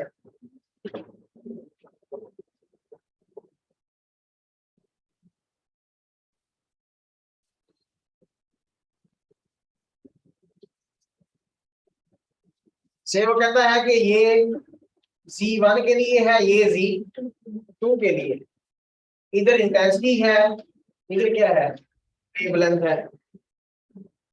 तो क्वेश्चन उसका ये है कि बताएं कि विच ऑफ Z1 और Z2 इज ग्रेटर, Z1 ज्यादा है या Z2 ज्यादा, Z1 is greater then Z2 और Z2 is greater then Z1 है? तो कहाँ लगाओ, सोच के बताओ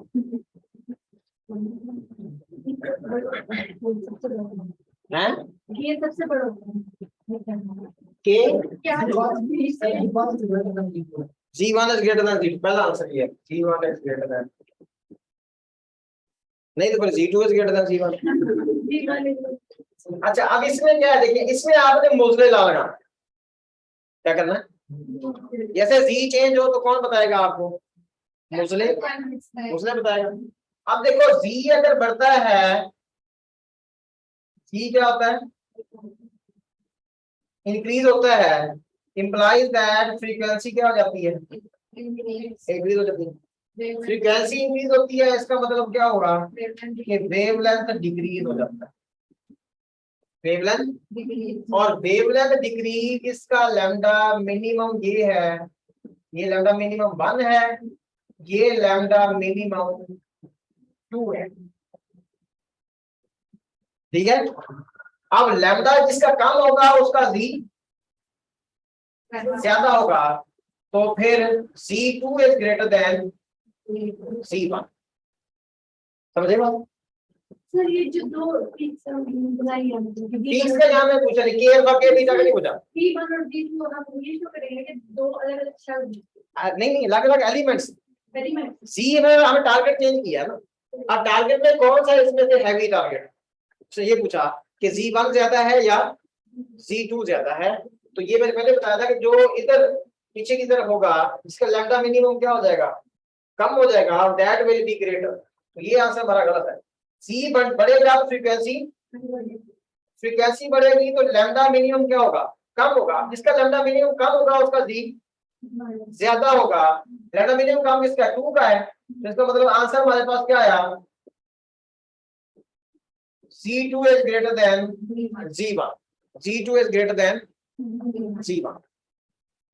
ठीक है,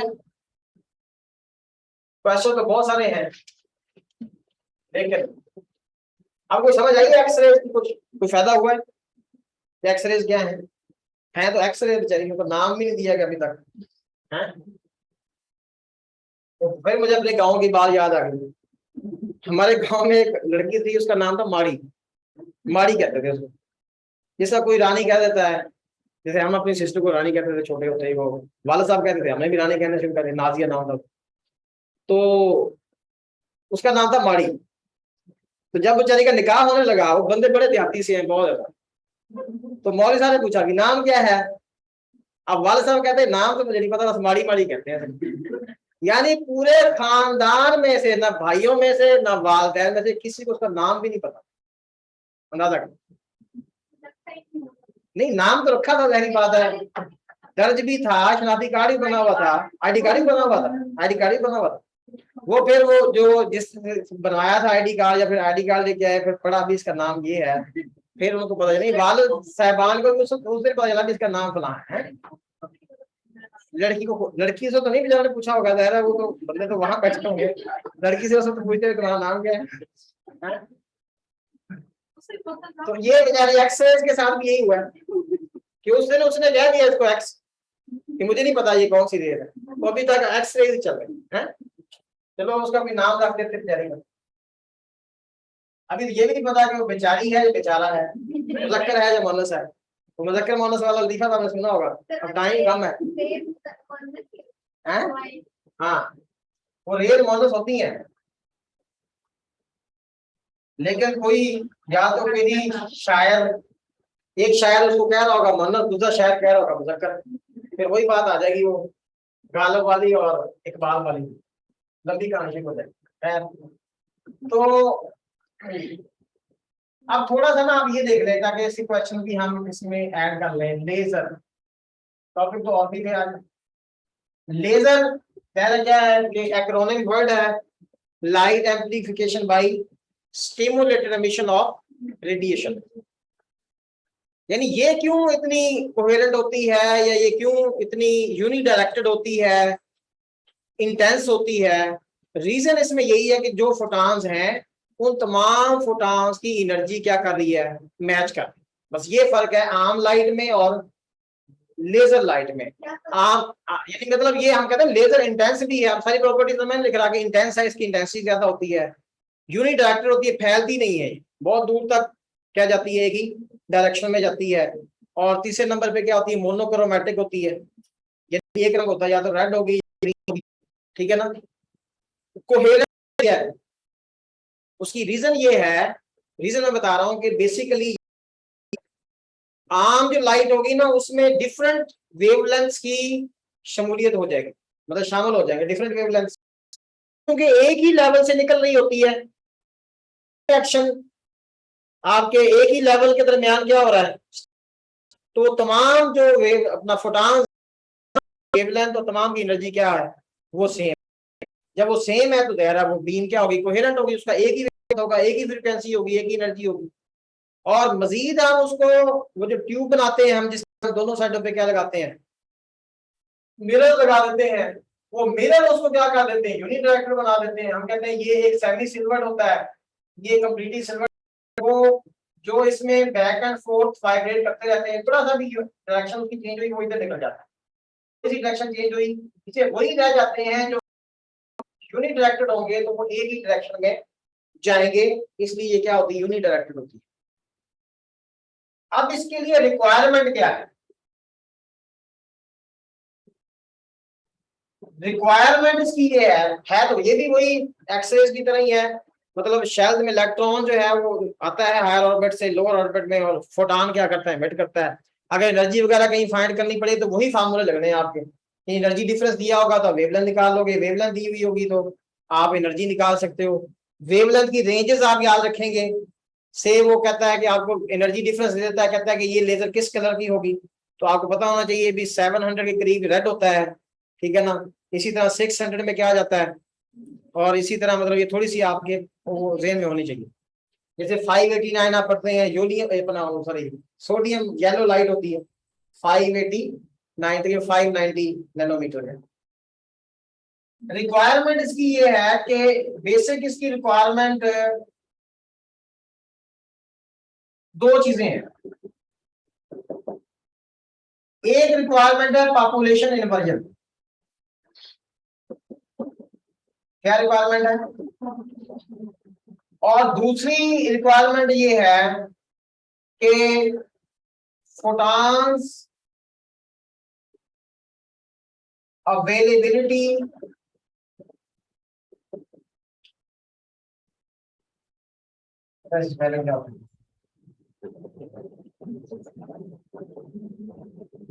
fast stimulation.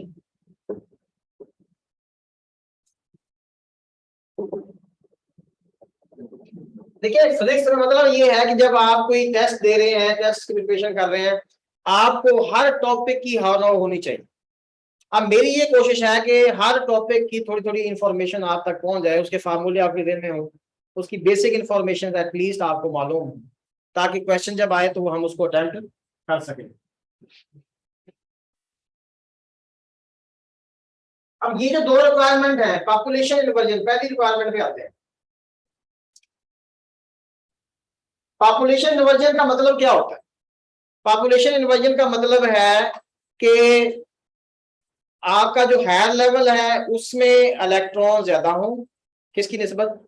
Population inversion invert कर देना, सिंपल सी बात कि आपके एटम्स एक्साइटेड स्टेट में ज्यादा हो, ग्राउंड स्टेट में क्या हो, कम, ताकि आने वाला फोटॉन उसके एब्जॉर्ब होने के चांसेस कम हो, स्टिमुलेट करने के चांसेस क्या हो, ज्यादा हो। अब अगर 50% से कम एटम्स क्या है, एक्साइटेड हैं, और 50% से ज्यादा जो है वो ग्राउंड स्टेट में है, तो फिर आने वाले फोटॉन की ज्यादा पॉसिबिलिटी क्या है कि वो एब्जॉर्ब हो जाएगा, वो तो स्टिमुलेट करेगा ही नहीं। ये पॉपुलेशन इन्वर्जन का मकसद है। अब पॉपुलेशन इन्वर्जन अचीव कैसे होगा? पॉपुलेशन इन्वर्जन जो अचीव होगा उसकी रिक्वायरमेंट है मेटास्टेबल स्टेट। क्या उसकी रिक्वायरमेंट है? अब मेटास्टेबल स्टेट का क्या फायदा है? मेटास्टेबल स्टेट का फायदा ये है कि इसमें इलेक्ट्रॉन जो है वो ज्यादा देर रहता है। एक होती है एक्साइटेड स्टेट, एक्साइटेड स्टेट में कितनी देर रहता है?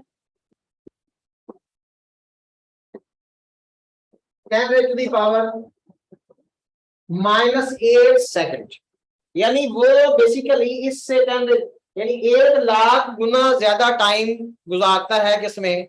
मेटास्टेबल स्टेट में, क्योंकि इससे 10⁵ से मल्टीप्लाई करेंगे तो ये आएगा। ये उसका स्टेट कहां पे है? एक्साइटेड स्टेट में। ये स्टेट कहां पे है? Metastable state. ठीक है।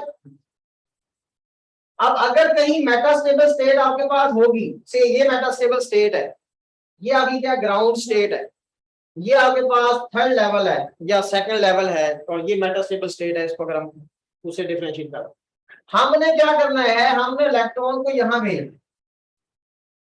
जो पंपिंग होती है, जो हम करंट देते हैं, जो उसमें सेल चलता है, करंट ने क्या काम करना है कि इलेक्ट्रॉन्स को ग्राउंड स्टेट से उठाकर फर्स्ट एक्साइटेड स्टेट में पहुंचा देना है। ठीक है। तो यहां वो कितना रहेगा? अब यहां पे अगर से आप 1,000 इलेक्ट्रॉन को उसमें 1,000 एटम्स को एक्साइट कर देते हैं, कितने टाइम में? से आप 10⁻⁻² सेकंड में कर देते हैं। सॉरी, ये से कम होगा या ज्यादा होगा? ये टाइम उससे ज्यादा होगा ना। अच्छा, ये ज्यादा होगा तो मैं यहाँ कर देता हूँ -4 है, क्या ख्याल है? अब ये कम है, इससे कम है, इससे ज्यादा है। अब इतने टाइम में मैं ये सारे इलेक्ट्रॉन यहाँ भेज रहा हूं, क्या ख्याल है? से ये है 3 सेकंड, ये है 4 सेकंड, ये है 8 सेकंड ना, सॉरी ये कम है उससे, है ये है 0.3, नहीं फिर भी बड़ा है, मतलब ये ज्यादा है, ये उससे कम है, ये उससे कम है। हाँ चलो -8, हाँ चलो ये 2 सेकंड है, ये 3 सेकंड है, वो 4 सेकंड ऐसे। तो हमने इतने टाइम में बहुत सारे इलेक्ट्रॉन यहाँ भेज दिए, हमने इतने एटम्स को एक्साइट कर दिया। अब क्या होगा, ये टाइम क्योंकि कम है, इसमें तो इतना रहना है, ये यहाँ आ जाएंगे सारे, खुद ही आ जाएंगे ना यहाँ, कितने टाइम के बाद, 2 सेकंड के बाद। अभी ये टाइम नहीं आया, गुजरा नहीं, कितना, ये 4 सेकंड, यहां से इलेक्ट्रॉन यहाँ कब आना है, 4 सेकंड में। अब क्या होगा, यहाँ खाली जगह हो जाएगी, ये लेवल क्या हो जाएगा, फिल हो जाएगा, पॉपुलेशन इन्वर्जन अचीव हो गया। अगर आप इसमें भेजते हैं और इसी से इसमें आ जाते हैं, कभी भी आपके पास अगर किसी एटम में 2 लेवल होंगे, आप वो नहीं कर सकते, आप लेजर नहीं बना सकते, मेटास्टेबल स्टेट में होना जरूरी है, याद रखें। Population inversion can not be achieved in an atom which have only 2 levels, क्योंकि आप यहाँ भेजते रहेंगे, वापस आते रहेंगे, भेजते रहेंगे, वापस आते रहेंगे, पॉपुलेशन इन्वर्जन कैसे अचीव होगा, वो तो नहीं अचीव होगा। तो पॉपुलेशन इन्वर्जन के लिए मेटास्टेबल स्टेट का होना जरूरी है, पहली बात। अब जब मेटास्टेबल स्टेट में वो आ गया है, तो फिर यहां पर से वो 4 सेकंड के बाद एक इलेक्ट्रॉन जब क्या होगा, खुद ब खुद नीचे आ जाए, फर्ज किया, तो उसकी एनर्जी बाकियों की इस डिफरेंस के बराबर है, तो बाकियों को क्या करेगा, वो स्टिमुलेट करता जाएगा, क्या करता जाएगा, हम यहाँ इसको भेजते रहेंगे करंट के जरिए, हम यहाँ भेजते हैं, यहाँ से ये खुद इधर आ रहे हैं। तो पहले इलेक्ट्रॉन की यहाँ आने की देर है, जैसे पहला इलेक्ट्रॉन इस मेटास्टेबल से ग्राउंड स्टेट में आएगा, लेजर एक्शन स्टार्ट हो जाएगा। अब वो जो फोटॉन है, फिर मैंने कहा कि यहां मैंने क्या किया हुआ, यहां मिरर लगाए हुए। अब पहली रिक्वायरमेंट थी पॉपुलेशन इन्वर्जन, वो किसने अचीव की, किस वजह से अचीव हो गई, मेटास्टेबल स्टेट की वजह से। रिक्वायरमेंट मैंने क्या कहा, फोटॉन्स की अवेलेबिलिटी होनी चाहिए, किसके लिए, स्टिमुलेट करने के लिए। वो रिक्वायरमेंट पूरी कर दी मिरर्स ने, क्योंकि यहां से जब फोटॉन जाके टकराएगा, फिर वापस आएगा, फिर वो तो यहाँ फोटॉन क्या करते रहेंगे, घूमते रहेंगे और उनको क्या करते रहेंगे, स्टिमुलेट करते रहेंगे। ये रिक्वायरमेंट मिरर पूरी कर रहे हैं। और फिर मिरर आपको ये भी फायदा दे रहे हैं कि जब आप इसको सेमी सिल्वर कर रहे हैं, इसको फुली आप क्या कर रहे हैं, पॉलिश कर रहे हैं, तो यहाँ से जो निकलेंगे वो सारे क्या होंगे, वो यूनिट डायरेक्टेड होंगे, और उनकी एनर्जी इसलिए सेम है कि सारे इसी दौरान इन्हीं 2 लेवल्स के दरमियान क्या हो रहा है, लेजर एक्शन हो रही है, एनर्जी सेम। क्या ख्याल है? अब जो हीलियम नियॉन लेजर होती है, हीलियम नियॉन लेजर में क्या होता है, उसमें भी यही काम है। हीलियम नियॉन लेजर में हमारे पास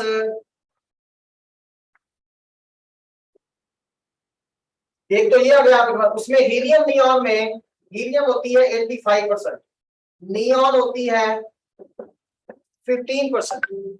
बाई चांस ये है कि जो मेटास्टेबल स्टेट है हीलियम की और नियॉन की, वो सेम लेवल पे है, नियरली इक्वल है। यानी मेटास्टेबल स्टेट जो है, अगर ये मैं कहूं कि आपके पास क्या ग्राउंड लेवल है, ठीक है ना, और ये मेटास्टेबल स्टेट थोड़ी सी ऊपर होती है किससे, सेकंड लेवल से। यहां तो मैंने कहा ना, इसको सेकंड लेवल बताया अपना, इसको मेटास्टेबल कहा, इसको क्या कहा, सेकंड लेवल कहा। तो बहरहाल ये 3 लेवल जरूरी है, 3 लेवल्स हमारे पास होने चाहिए अगर आपने लेजर बनानी है। तो इसमें ये होता है कि जो सेकंड लेवल है ना, वो यहाँ पे है, कहां पे है, यहाँ पे, तो यहाँ इसका जो डिफरेंस होता है ना, ये वाला, ये तकरीबन 18.70 इलेक्ट्रॉन वोल्ट होता है, क्या होता है, और ये होता है 20.66 इलेक्ट्रॉन वोल्ट। ये है मेटास्टेबल स्टेट किसकी, नियॉन की।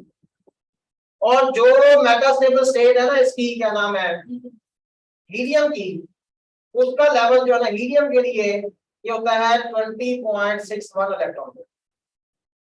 जब आपने करंट दिया तो करंट की वजह से क्या हुआ, हीलियम ज्यादा है, हीलियम के एटम ने एनर्जी गेन की, ठीक है, कितनी गेन की, आप उसको इतनी एनर्जी दे रहे हैं 20.61 इलेक्ट्रॉन वोल्ट, और कुछ उसकी काइनेटिक एनर्जी मिलके वो कितनी हो जाती है 20.66 इलेक्ट्रॉन वोल्ट हो जाती है। तो वो से नियॉन क्या होना शुरू हो जाता है, एक्साइट होना शुरू। जैसे नियॉन एक्साइट हुआ तो ये उसकी क्या है, मेटास्टेबल स्टेट है, इसमें वो कितना आ जाएगा 10⁻³ सेकंड, ठीक है।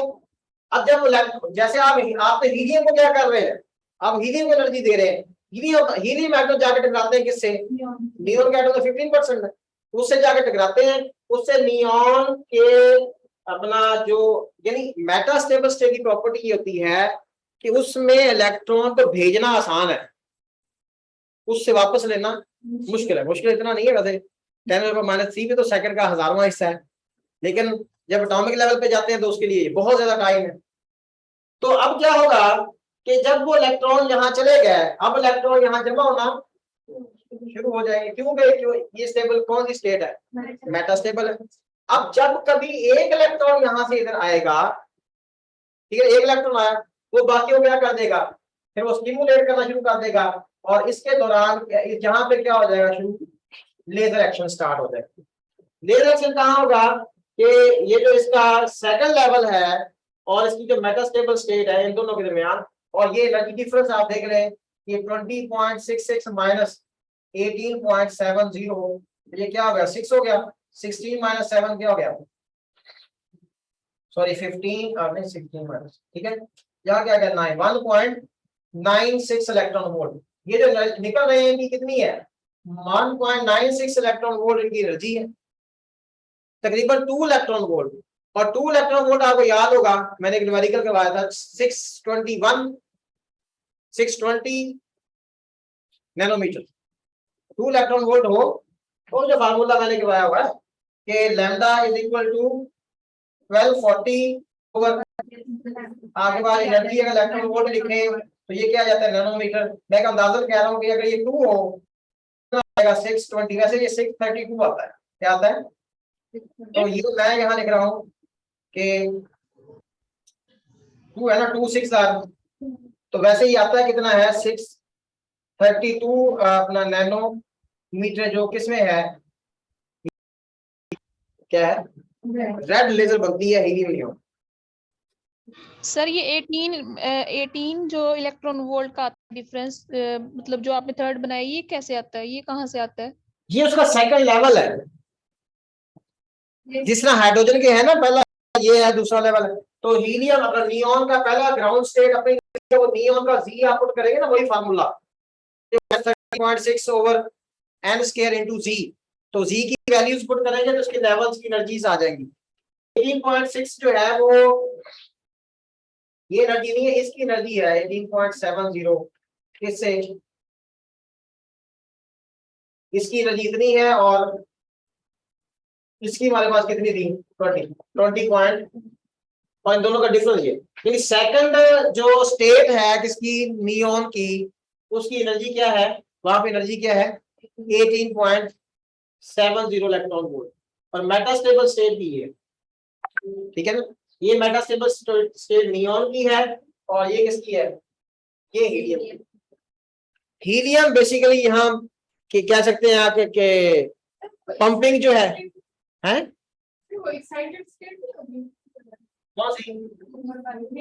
ये मेटास्टेबल स्टेट,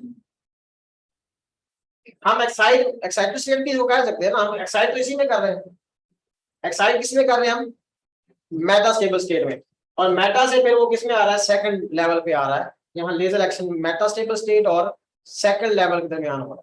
अगर हम इसमें एक्साइट करते हैं किसमें, सेकंड लेवल में, तो यहाँ पे फौरन वो क्या आ जाएगा, वापस आ जाएगा, क्योंकि यहाँ पे वो रहेगा 10⁻⁻8, यहाँ तो लेजर एक्शन स्टार्ट नहीं हो सकता। लेजर एक्शन के लिए मेटास्टेबल स्टेट में आप क्या करेंगे, उसको एक्साइट करेंगे।